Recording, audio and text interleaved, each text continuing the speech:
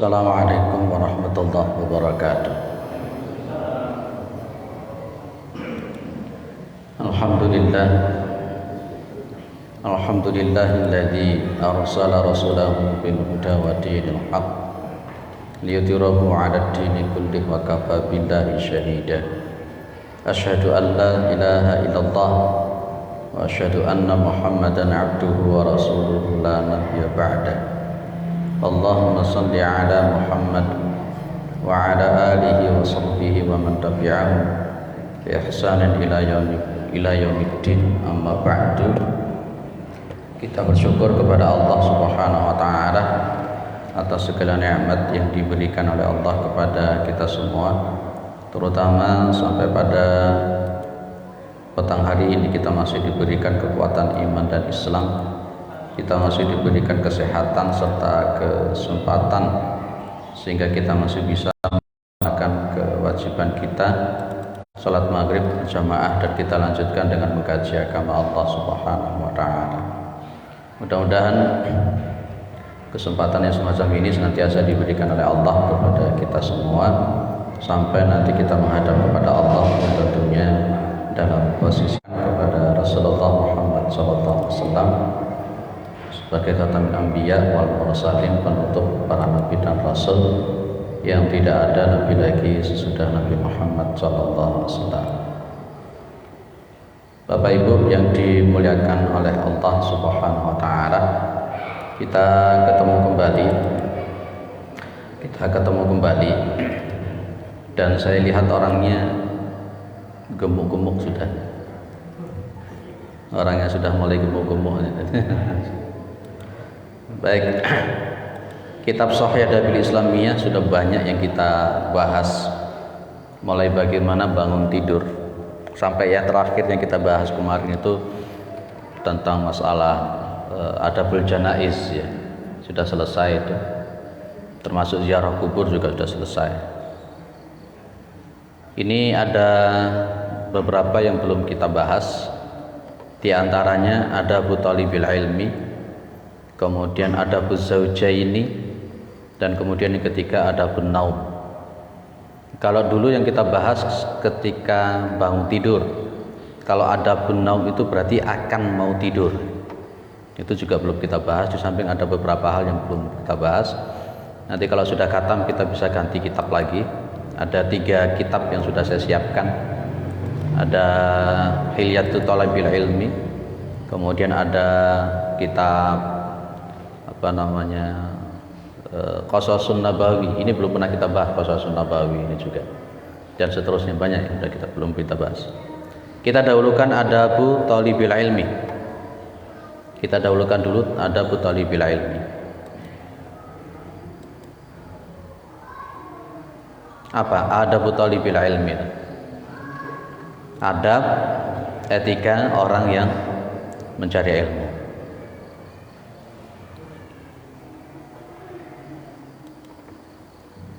Baik, Bapak Ibu yang dimuliakan oleh Allah Subhanahu wa taala, poin yang pertama, kalau orang itu mencari keilmuan,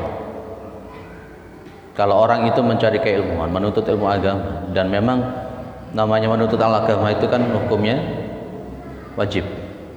Talabul ilmi fardhatun ala kulli muslimin. Jadi menuntut ilmu itu hukumnya sangat wajib bagi setiap kaum muslim. Dan jenengan duduk di sini ini juga dalam konteks talabul ilmi,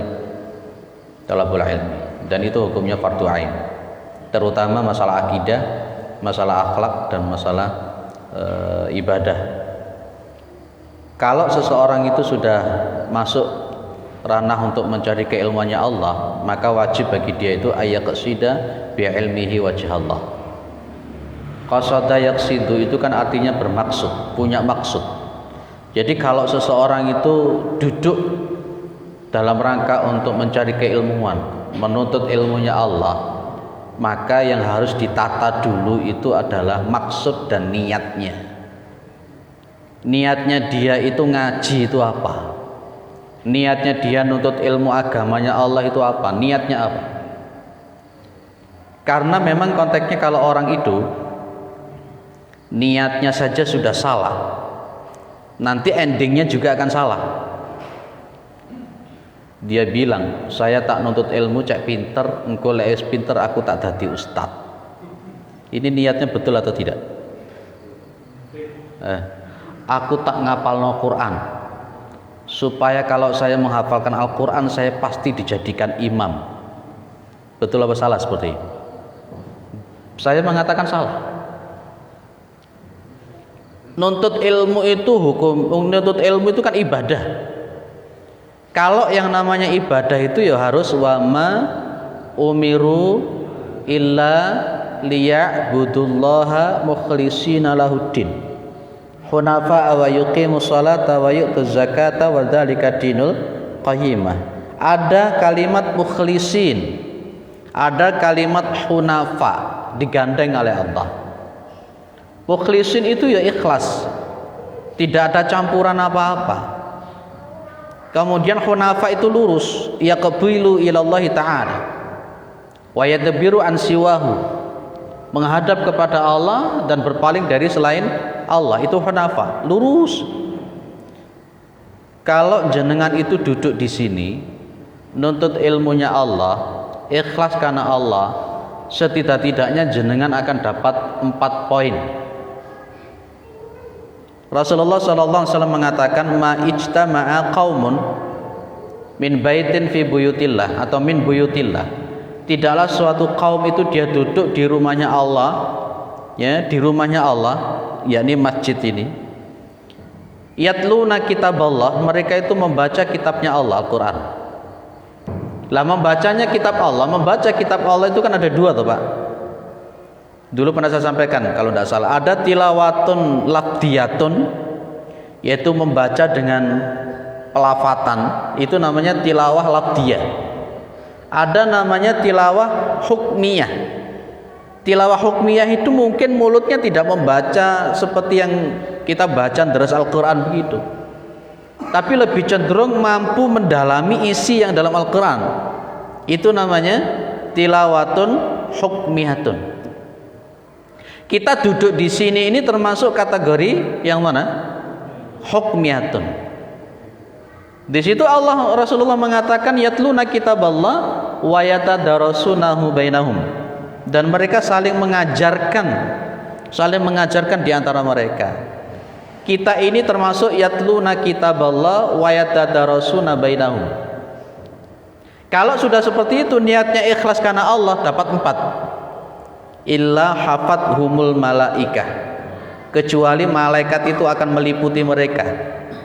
Itu artinya kalau kita memang ikhlas di sini duduk karena Allah, mengkaji agamanya Allah, malaikat itu meliputi kita. Dulu pernah saya sampaikan, ada malaikat-malaikat itu yang penggaweane ngelutus. Apa ngelutus sih, Pak? Ya kelayapan. Iya, lo benar, itu ada hadisnya di dalam hadis qudsi. Yang dengan buka di kitab Sahih hadis qudsi punyanya Mustafa Al-Adawi. Kapan-kapan akan kita bahas kitab itu.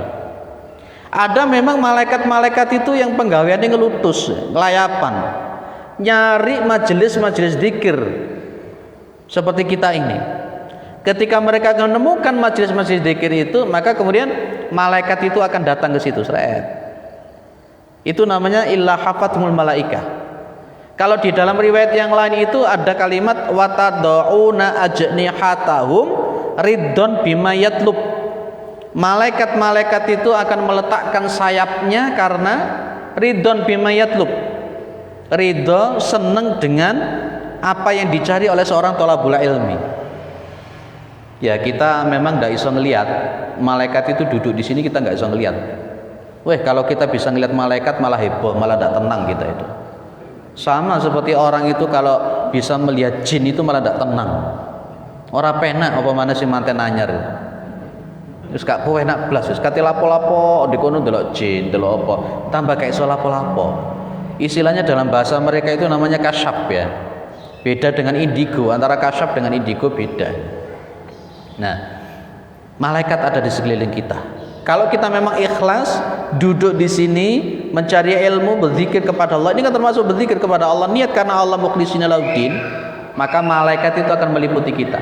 Tidak hanya sekedar meliputi, tapi malaikat itu ridon bima yatlub tadi, mendoakan kita ini selama kita itu tidak batal, selama kita itu tidak hadas dan sampai kita pulang ke rumahnya Allah, ke rumahnya kita masing-masing. Maka di situ ada kalimat man kharaja fi talabil ilmi fa huwa fi sabilillah hatta yarji'a. Barang siapa yang keluar dari rumahnya di dalam rangka untuk mencari keilmuan Allah, maka dia itu ada di jalan Allah hatta yarji'a, sampai dia pulang. Illa hafathul malaikah wa ghasyiyatuhumur rahmah. Dia akan diliputi, ditutupi oleh rahmatnya Allah Subhanahu wa taala. Kita ini kalau ikhlas, kalau kita itu ikhlas lurus karena Allah, duduk di sini kita akan mendapatkan rahmat. Poin nomor 2. Kemudian yang ketiga, wa nazalat humus sakinah. Kita akan mendapatkan ketenangan, diberikan ketenangan oleh Allah Subhanahu wa taala. Dan poin yang nomor 4, wa dzakarallahu fi man indahu. Allah akan menyebut mereka itu di sisinya, artinya diakui sebagai hamba Allah Subhanahu wa taala. Itu kalau niatnya lurus. Tinggal jenengan tanya kepada diri masing-masing, duduk di sini tuh niatnya ngapain? Lungguh kene niatnya lapo? Kalau niatnya cuma ngisi waktu, wis daripada aku mulih nang omah gak lapo-lapo, mending aku tak ngaji, wis. Iku ngono iku niatnya bener ora? Jadi seolah-olah pemateri yang duduk di sini ngasih materi itu cuma sebagai tambal butuh. Ada yang niatnya seperti itu, segera kembali ke jalan yang benar. Nah, salah niat ngono kuwi. Daripada aku nang omah gak lapo-lapo nonton TV wegah, dolen HP wegah, mending aku tak longgo nang kene ngrungokno ngaji. Ternyata dong-dongi nang masjid ora ngrungokne ngaji, turu.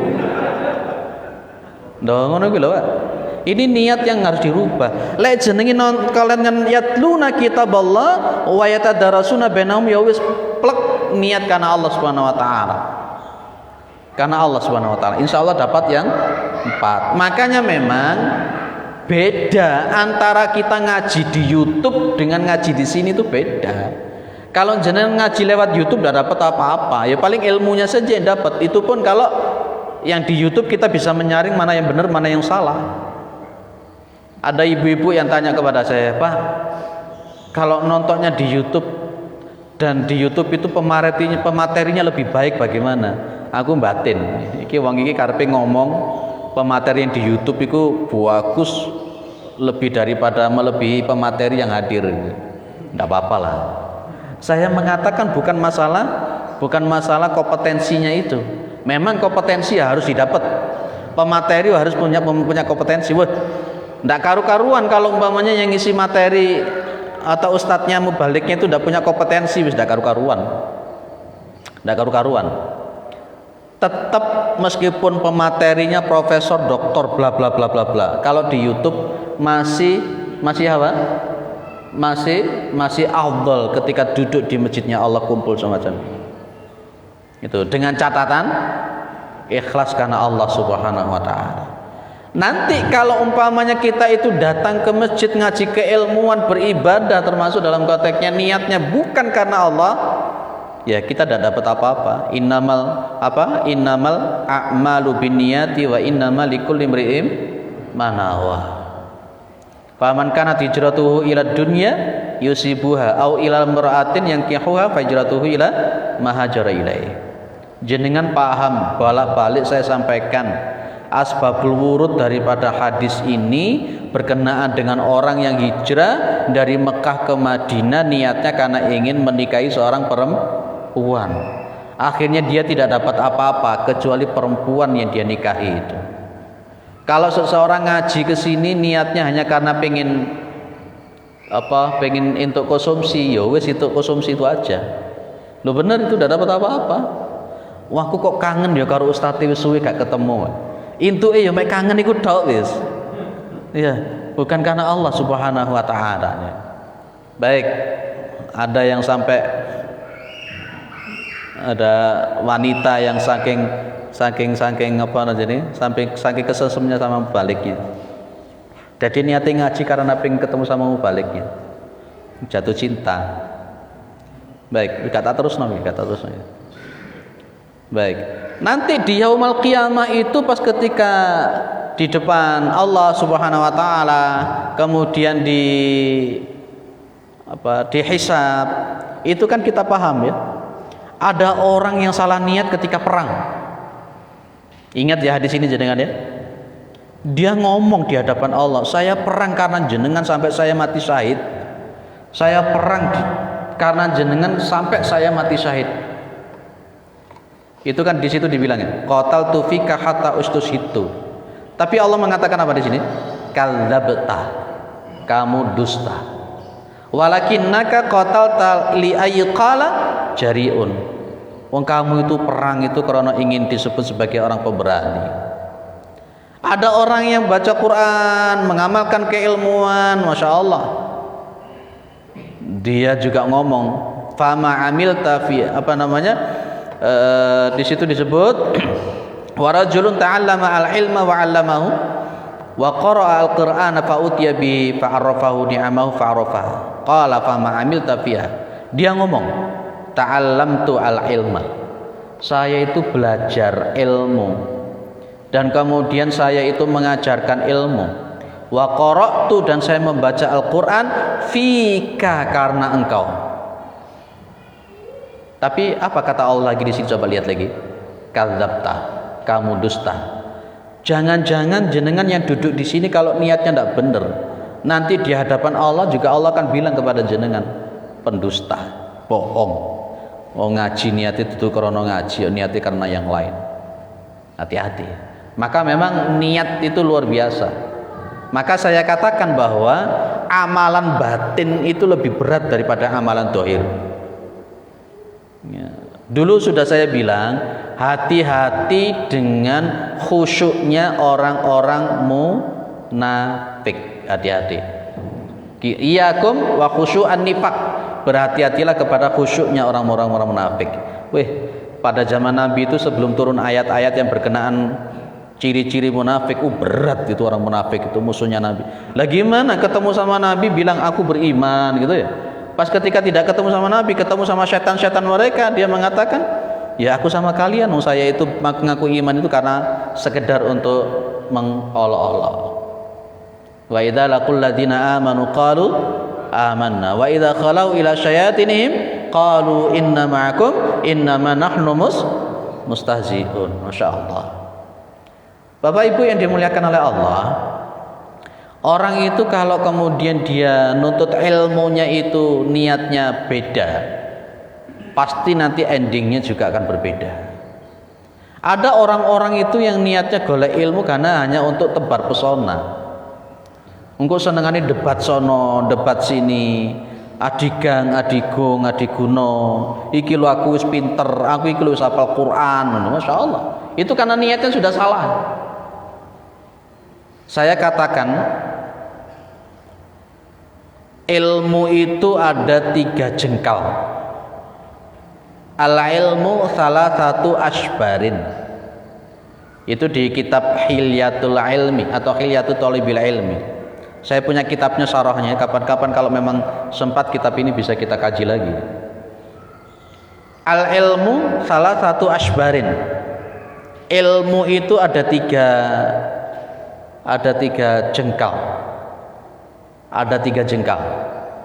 Wa man dakhala fi syibril awal takabbaro. Orang itu kalau dia masuk di jengkal yang pertama takabbaro, dia sombong. Pintere kaya ngopo? Kalau dia itu dalam konteks dia punya keilmuan, dia itu sombong, itu dia level yang paling bawah. Dan memang umumnya orang-orang itu begitu dia masuk ke level pertama, masuk ke jengkal pertama, rata-rata mesti sombong. Baru ngerti 1 ayat 2 ayat itu wis, aku ketemu wong ngono kudu tak jejek. Ya saking gregetannya, sukanya kemudian ngolok-ngolok orang, menjustifikasi orang, dan dong-dongnya ketika dia mentahdir orang itu dia tidak paham maksudnya. Kadang kala bahasa Arab ya ora paham. Dikongkon maca kitab gundul ya ora iso. Tapi karena ngajinya di YouTube, baru 1 bulan ngaji di YouTube dengan ustadz favoritnya, wah langsung wis titik-titik bid'ah, titik-titik kafir. Ini baru jengkal yang pertama ini. Mohon maaf, baru jengkal yang pertama. Ilmunya Allah itu luar biasa. Ilmunya Allah itu luar biasa. Surat Luqman itu jelas kok. Ada mim ba'dihi sab'atu abhurim manafidat kalimatullah.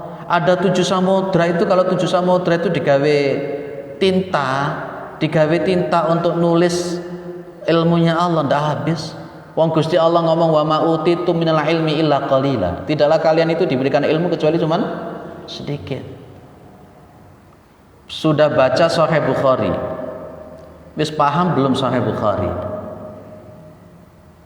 Sahih Bukhari wis mari, Sahih Muslim sudah atau belum? Sahih Bukhari sudah, Sahih Muslim sudah, Abu Dawud sudah atau belum? At-Tirmidzi sudah atau belum? Ibnu Majah sudah atau belum? Dan seterusnya sampai Musnad Imam Ahmad durung belas ning omah juga duwe kitab, ngajine lewat YouTube. Biasanya sing nom-nom lho. Cek semangat-semangatnya ngaji itu baru jengkal yang pertama. Dan akhirnya senengannya suka membanding-bandingkan orang. Dia membandingkan orang itu bukan karena faktor keilmuan.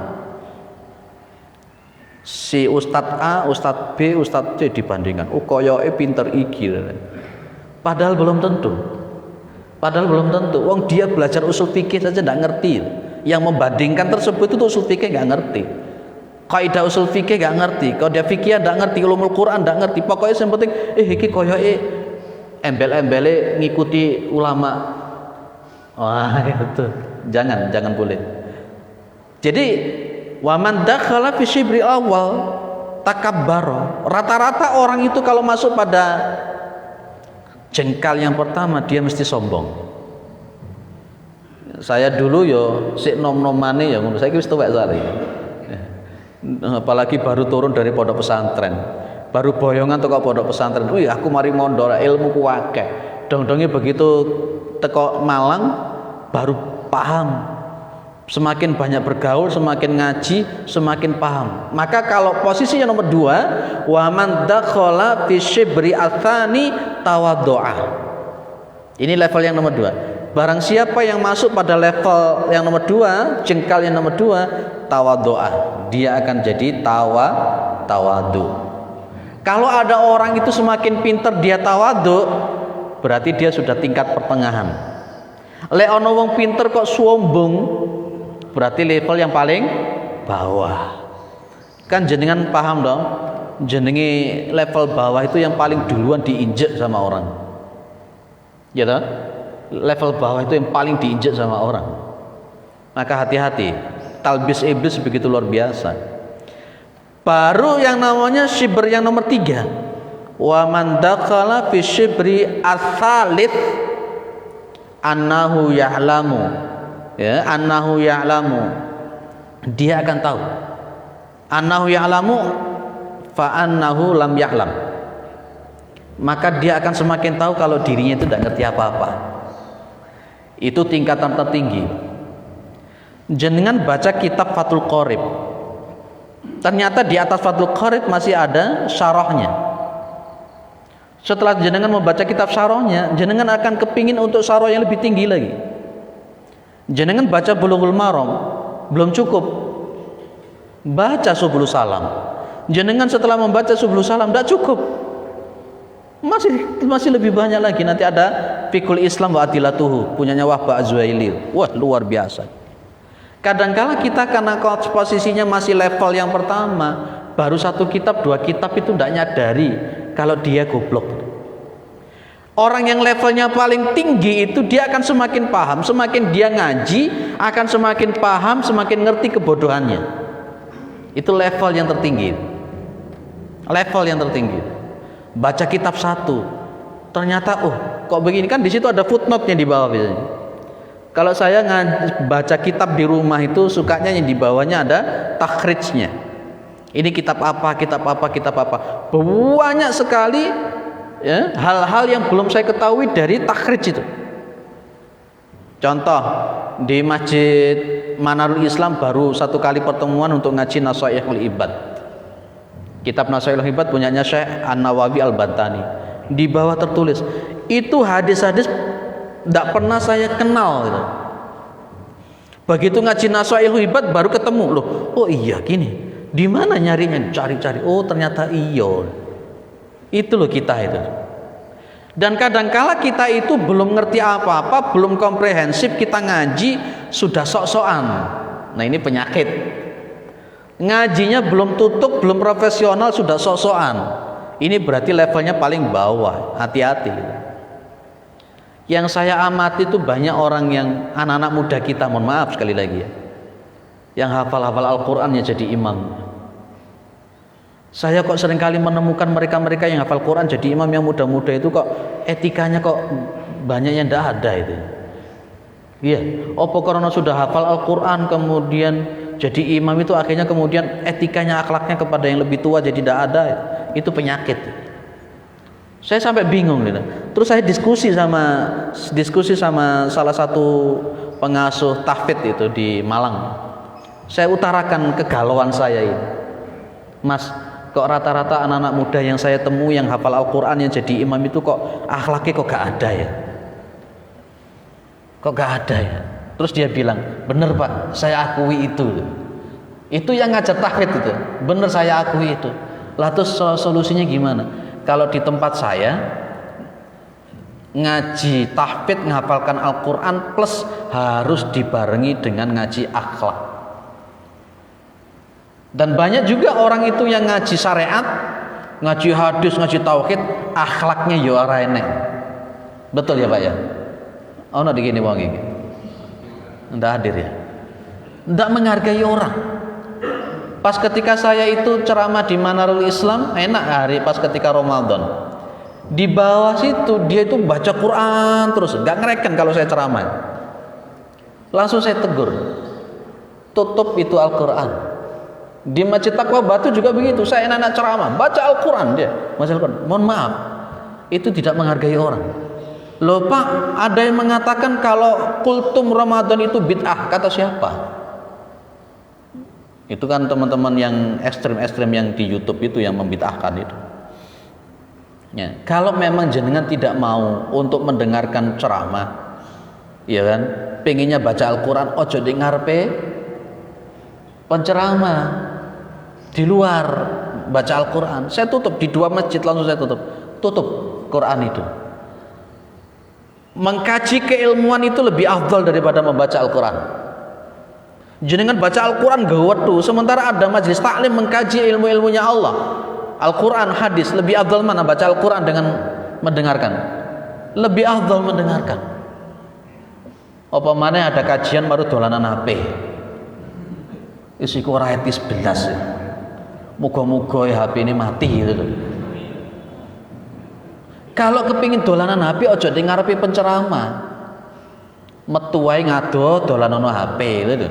Itu menghargai orang. Nabi Muhammad itu mengajarkan untuk menghargai akhlak. Ingat, antara ilmu dengan akhlak didulukan akhlaknya. Gawe apa ilmune akeh tapi akhlaknya kayak setan. Nah itulah para jamaah yang dimuliakan oleh Allah.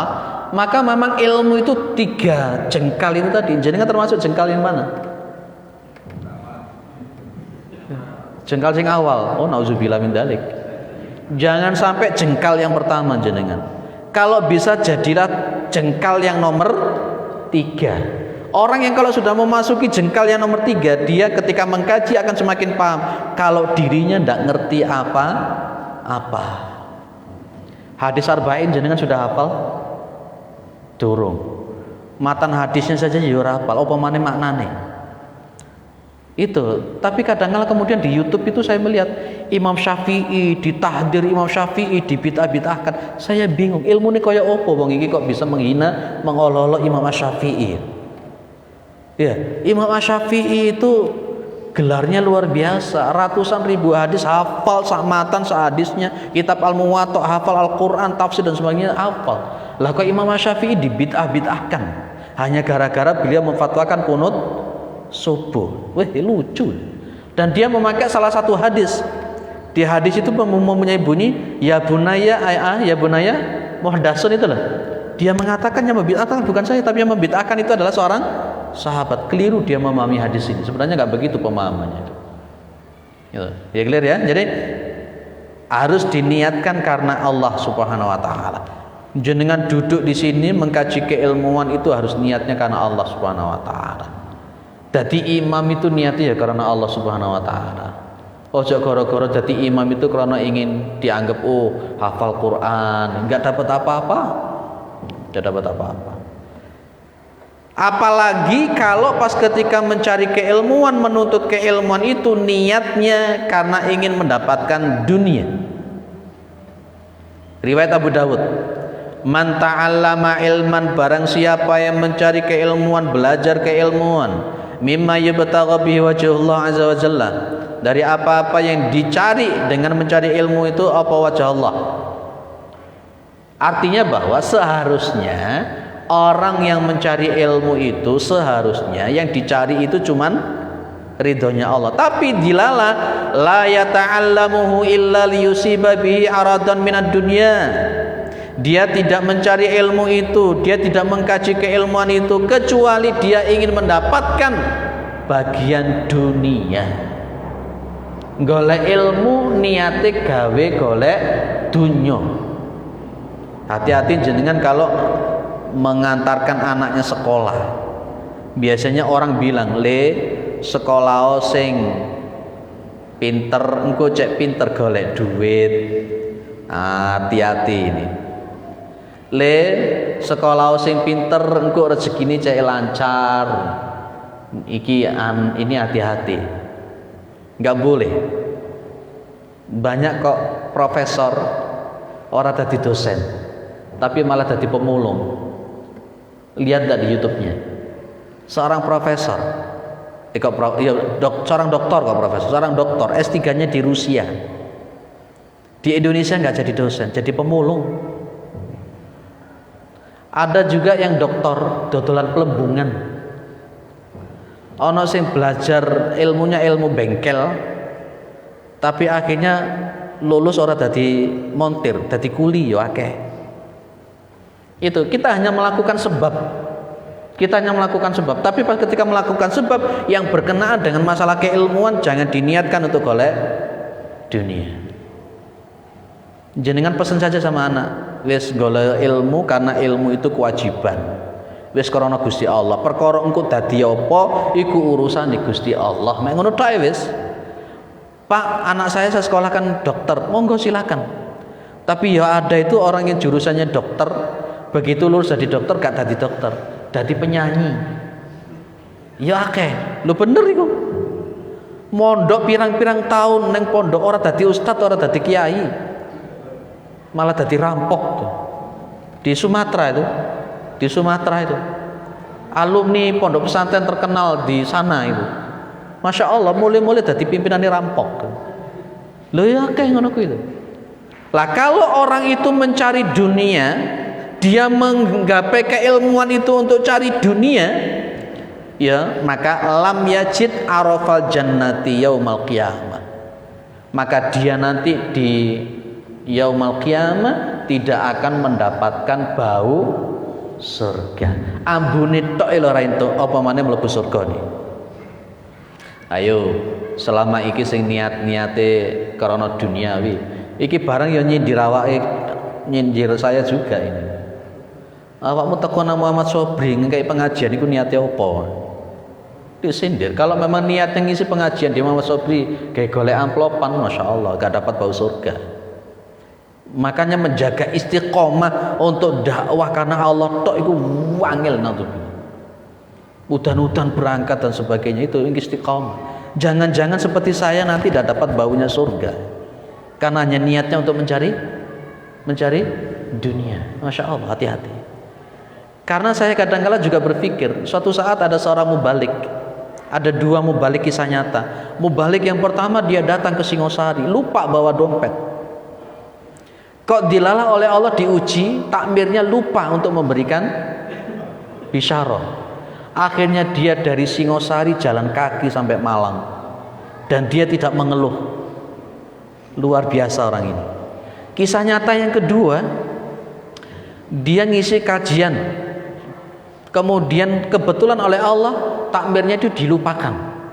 Sampai rumah dia ngebel takmirnya, amplopnya kok gak dikasihkan. Nauzubillah, saya penjaga betul itu. Ada yang kisah nomor 3, nyata betul. Dia punya jadwal khutbah di masjid yang kecil, sudah tertera pasti.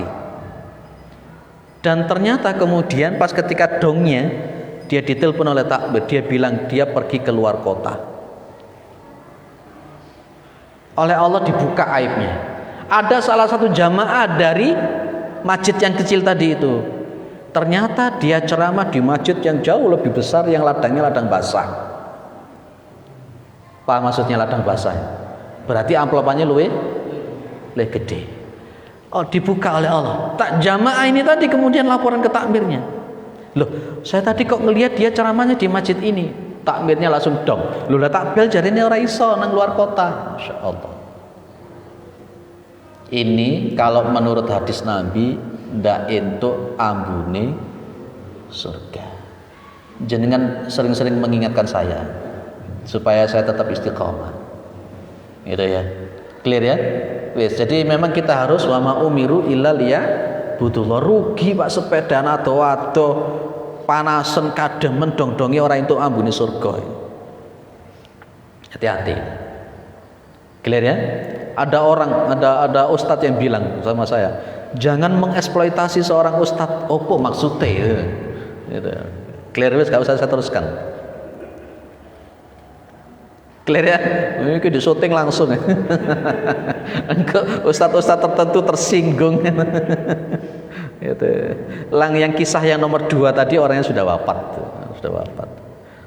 Baik, tapi tidak saya sebutkan. Tapi saya yakin mudah-mudahan setelah kejadian itu beliau lebih dan dia diterima oleh Allah. Termasuk saya, mudah-mudahan selalu diluruskan oleh Allah Subhanahu wa taala.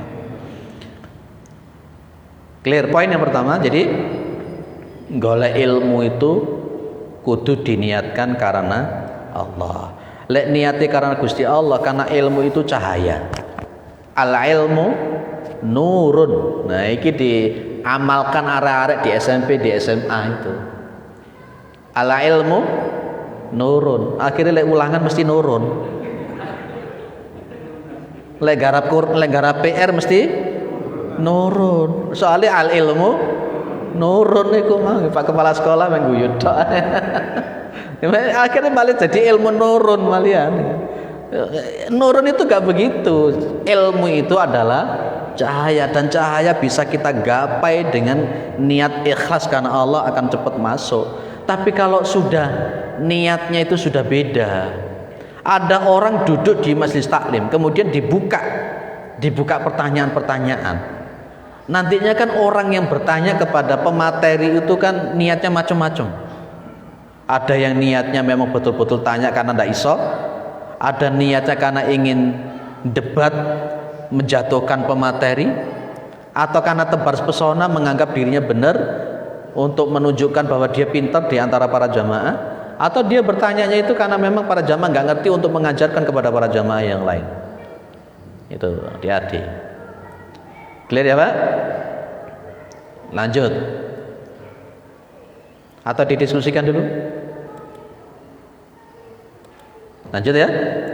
Kalau jenengan itu mendoktrin anak jenengan bahwa dengan sekolah itu supaya bisa golek duit, berarti jenengan mengajarkan kepada anak jenengan untuk tidak mendapatkan bau surga. Wis itu. Saya kalau mendoktrin anak saya, wis gak usah niat apapun. Kamu sekolah ya wis sekolah, niat karena Allah, belajar ya belajar. Tidak ada. Kalaupun umpamanya Allah mau menjadikan ini mau itu hak prerogatif Allah. Kita hanya mengambil sebab itu saja.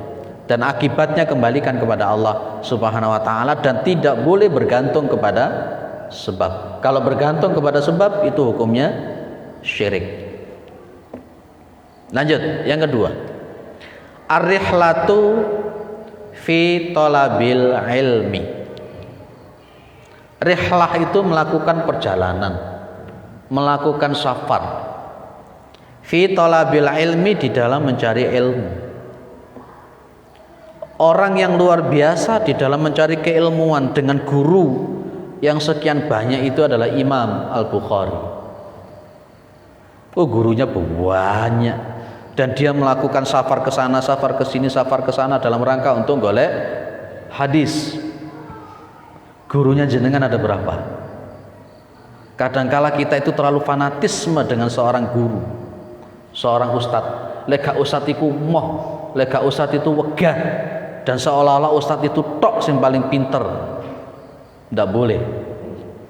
Harus ada second opini. Boleh tidak kita kemudian mengambil keilmuan dari orang yang bukan dari ormas kita? Kadangkala ada saking fanatiknya, apologisnya kepada ustadz, maka dia tidak mau mengkaji keilmuan dari selain ustadz tersebut. Saking fanatiknya kepada ormas, sehingga dia tidak mau menoleh sedikit pun kepada ustadz pemateri dari bukan ormasnya. Hanya kata-katanya dia syubhat. Itu ustadz syubhat. Boleh tidak kita menyebut ustadz syubhat?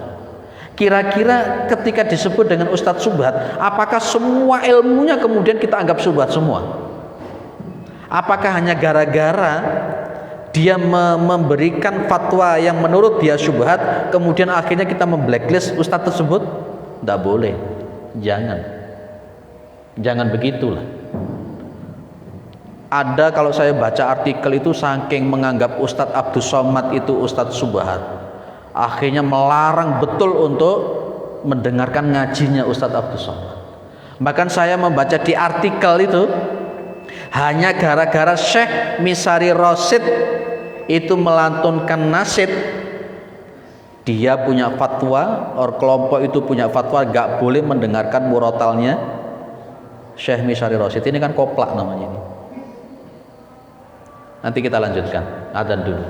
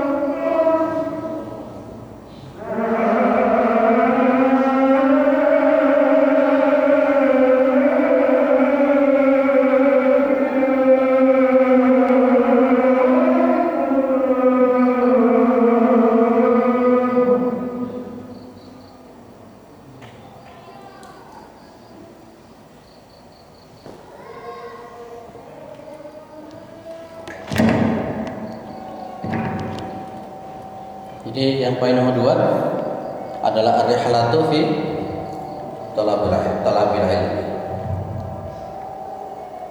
Seorang sahabat namanya sahabat Jabir bin Abdillah. Sahabat Jabir bin Abdillah. Dia ini mendengar yaqulu balaghani haditsun an rajulin sami'ahu min Rasulillah sallallahu alaihi wasallam. Dia telah sampai kepadanya. Dia bilang balaghani telah sampai kepada saya. Haditsun, sebuah hadis. An rajulin, dari seseorang, sami'ahu min Rasulillah sallallahu alaihi wasallam. Dia mendengar dari Rasulullah Muhammad sallallahu alaihi wasallam. Artinya Jabir bin Abdillah ini tidak mendengar hadis tersebut. Bapak Ibu yang dimuliakan oleh Allah, harus dipahami bahwa dari sekian banyak para sahabat itu, ada sahabat-sahabat yang tidak sempat mendengar hadis dari Rasulullah SAW. Contoh, pas ketika Rasulullah perang dengan bala tentara, apa kira-kira semua para sahabat itu yang di Madinah itu ke semua perang? Kalau semuanya ikut perang, maka Madinah itu kosong, tidak ada orang sama sekali. Sehingga orang-orang yang ada di Madinah itu mereka otomatis tidak mendengar sunnahnya Nabi, tidak mendengar sabdanya Nabi Muhammad SAW. Contoh lagi, Rasulullah itu dengan Ibu Aisyah radhiyallahu anha, ya kan? Apa yang disabdakan oleh Rasulullah kepada Ibu Aisyah, para sahabat yang lain pun juga tidak mendengar. Lah ini seperti itu. Dia mendengar ada orang yang pernah mendengar sesuatu dari Rasulullah. Siapa? Jabir tidak mendengar itu. Itulah maksudnya, Pak. Ya, jadi makanya termasuk kalau kita mengkaji ulang tentang masalah qunut subuh, kenapa kok bisa terjadi perbedaan itu, ya ranahnya seperti itu. Sahabat itu akan melakukan apa yang didengar dari Nabi dan dilihat dari Nabi. Ketika ada seorang sahabat, ya bunayya ya muhdath, itu bid'ah. Karena yang dia lihat itu, yang dia ikuti itu, Kanjeng Nabi tidak pernah kunut, sehingga dia mengatakan itu. Sementara sahabat-sahabat yang lain yang kemudian mau melakukan semacam itu karena melihat Rasulullah melakukan itu.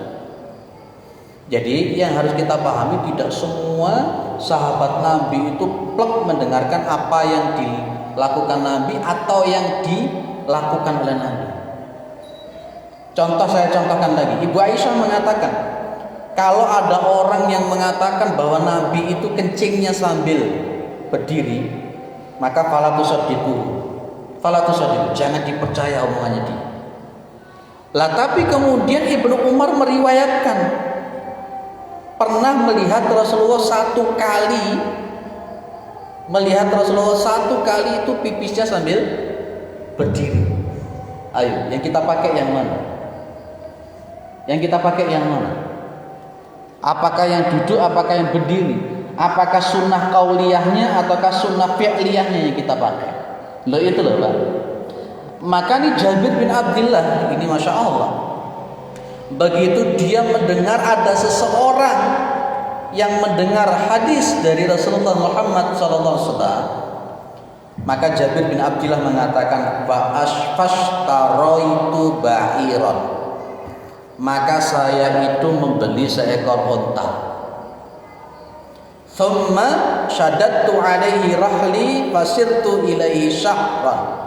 Masya Allah, dia membeli unta, dia betul-betul melakukan sebuah rihlah perjalanan.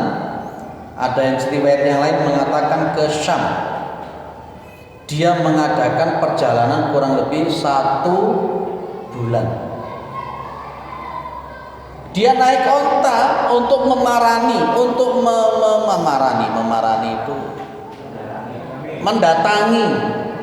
mendatangi orang itu tadi, sahabat itu tadi yang mendengar hadis langsung dari Nabi. Onta perjalanannya cuman berapa? Cuman 1 bulan perjalanan onta demi untuk mendengarkan sebuah hadis Rasulullah SAW. Itu seorang Jabir bin Abdillah. Jenengan saya yakin sudah melakukan ini.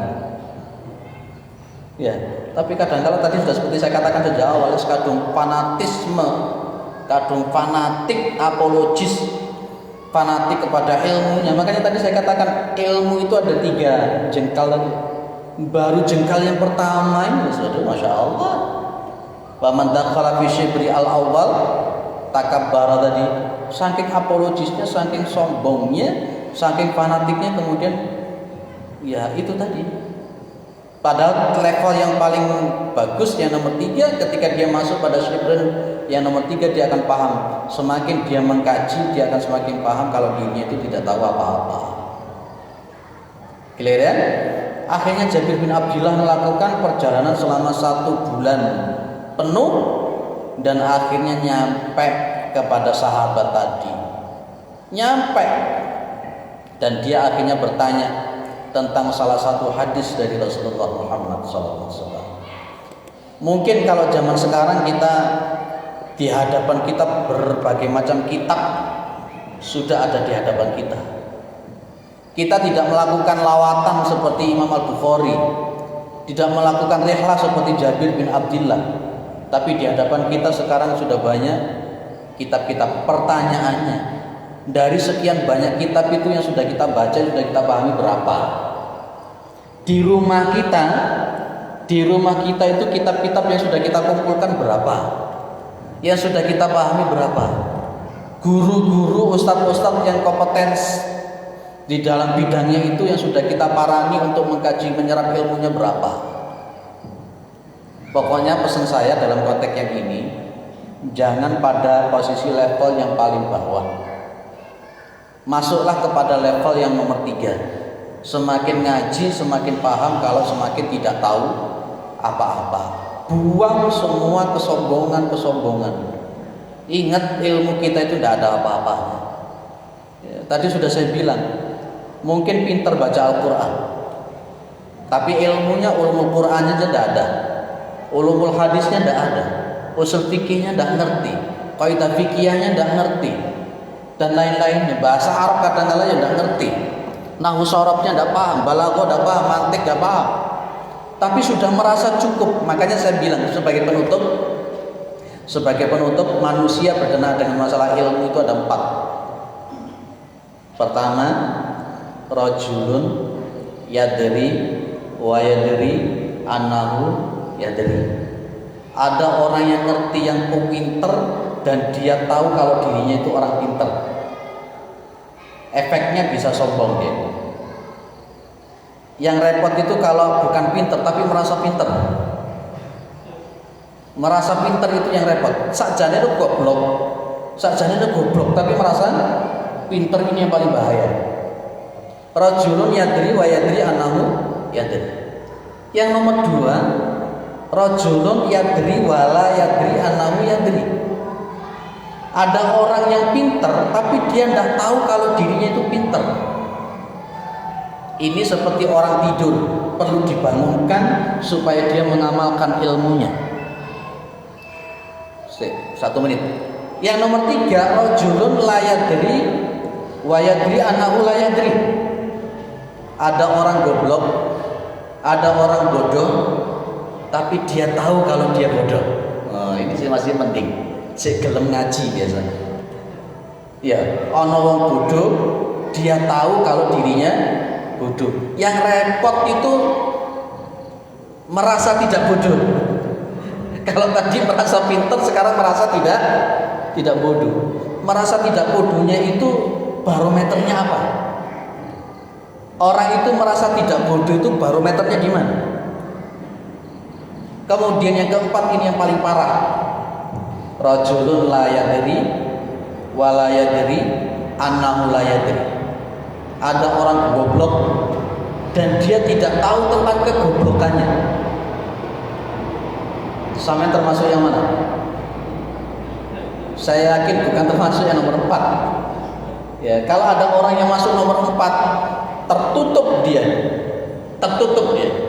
Di antaranya konteksnya orang yang poin nomor 4 itu karena itu tadi adanya fanatismenya, ada kesombongannya, ada apa itu biasanya menutup.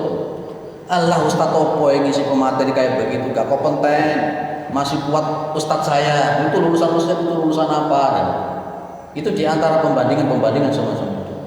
Itu ya, aku hafal Quran, dia turun hafal Quran, loh kan? Ini berbahaya menurut begitu. Maka undur maqala wala tandur man qala, lihat apa yang disampaikan, apa yang dibicarakan, jangan melihat siapa yang berbicara. Pokoknya jangan sampai poin nomor 4 ya. Jadilah poin yang nomor 3 tadi itu, wa man dakhala fi shibri al-thalith annahu ya'lam annahu lam ya'lam. Barang siapa yang sudah masuk pada level ketiga, shibirnya ketiga, maka dia akan semakin tahu bahwa dia tidak tahu apa-apa. Mudah-mudahan bermanfaat. Subhanakallahumma wa bihamdika asyhadu an la ilaha illa anta astaghfiruka wa atubu ilaik. Assalamualaikum warahmatullahi wabarakatuh.